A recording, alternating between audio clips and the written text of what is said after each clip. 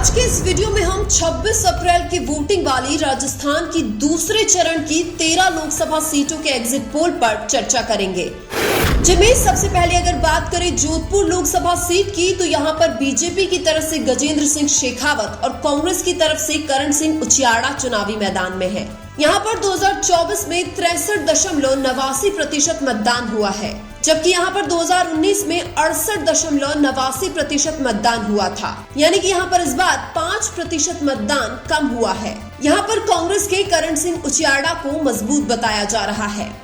इसके बाद अगर बात करें पाली लोकसभा सीट की तो यहां पर बीजेपी की तरफ से पीपी चौधरी और कांग्रेस की तरफ से संगीता बेनीवाल चुनावी मैदान में है। यहां पर 2024 में 57.36% मतदान हुआ है, जबकि यहां पर 2019 में 62.98% मतदान हुआ था, यानी कि यहां पर इस बार 5.62% मतदान कम हुआ है। यहां पर कांग्रेस की संगीता बेनीवाल को मजबूत बताया जा रहा है। इसके बाद अगर बात करें जालौर लोकसभा सीट की तो यहां पर बीजेपी की तरफ से लुम्बाराम चौधरी और कांग्रेस की तरफ से वैभव गहलोत चुनावी मैदान में है। यहां पर 2024 में 62.56% मतदान हुआ है, जबकि यहां पर 2019 में 65.74% मतदान हुआ था, यानी कि यहां पर इस बार 3.18% मतदान कम हुआ है। यहां पर कांग्रेस के वैभव गहलोत और बीजेपी के लुम्बाराम चौधरी के बीच कांटे की टक्कर बताई जा रही है।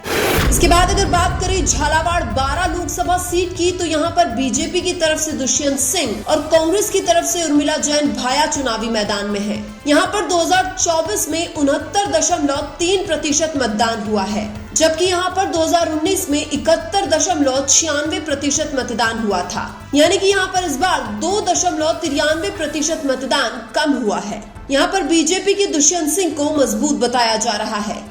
इसके बाद अगर बात करें अजमेर लोकसभा सीट की तो यहां पर बीजेपी की तरफ से भागीरथ चौधरी और कांग्रेस की तरफ से रामचंद्र चौधरी चुनावी मैदान में है। यहां पर 2024 में 59.73% मतदान हुआ है, जबकि यहां पर 2019 में 67.32% मतदान हुआ था, यानी कि यहां पर इस बार 7.59% मतदान कम हुआ है। यहां पर कांग्रेस के रामचंद्र चौधरी को मजबूत बताया जा रहा है।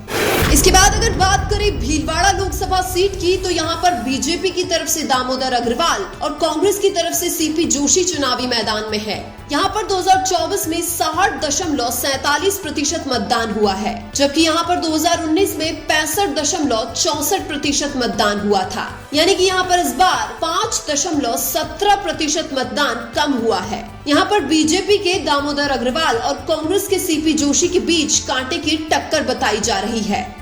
इसके बाद अगर बात करें चित्तौड़गढ़ लोकसभा सीट की तो यहां पर बीजेपी की तरफ से सीपी जोशी और कांग्रेस की तरफ से उदयलाल आंजना चुनावी मैदान में है। यहां पर 2024 में 68.31% मतदान हुआ है, जबकि यहां पर 2019 में 72.39% मतदान हुआ था, यानी कि यहां पर इस बार 4.8% मतदान कम हुआ है। यहां पर कांग्रेस के उदयलाल आंजना को मजबूत बताया जा रहा है। इसके बाद अगर बात करें राजसमंद लोकसभा सीट की तो यहां पर बीजेपी की तरफ से महिमा विश्वराज सिंह और कांग्रेस की तरफ से दामोदर गुर्जर चुनावी मैदान में है। यहां पर 2024 में 58.46% मतदान हुआ है, जबकि यहां पर 2019 में 64.87% मतदान हुआ था, यानी कि यहां पर इस बार 6.41% मतदान कम हुआ है। यहां पर बीजेपी की महिमा विश्वराज सिंह को मजबूत बताया जा रहा है।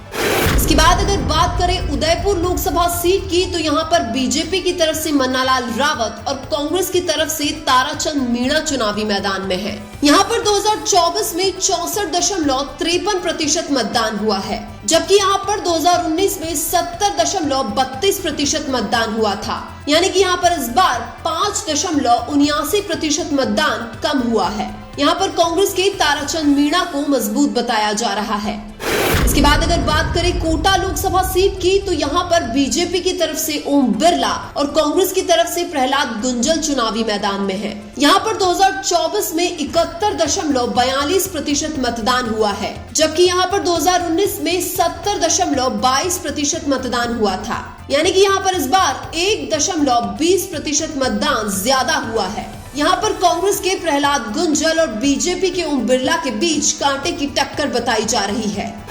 इसके बाद अगर बात करें बांसवाड़ा लोकसभा सीट की, तो यहाँ पर बीजेपी की तरफ से महेंद्रजीत सिंह मालवीय और कांग्रेस बीएपी की तरफ से राजकुमार रोड चुनावी मैदान में है। यहाँ पर 2024 में 72.77% मतदान हुआ है, जबकि यहाँ पर 2019 में 72.90% मतदान हुआ था। यानी कि यहाँ पर इस बार 0.13% मतदान कम हुआ है। यहाँ पर कांग्रेस बीएपी के राजकुमार रोड को मजबूत बताया जा रहा है।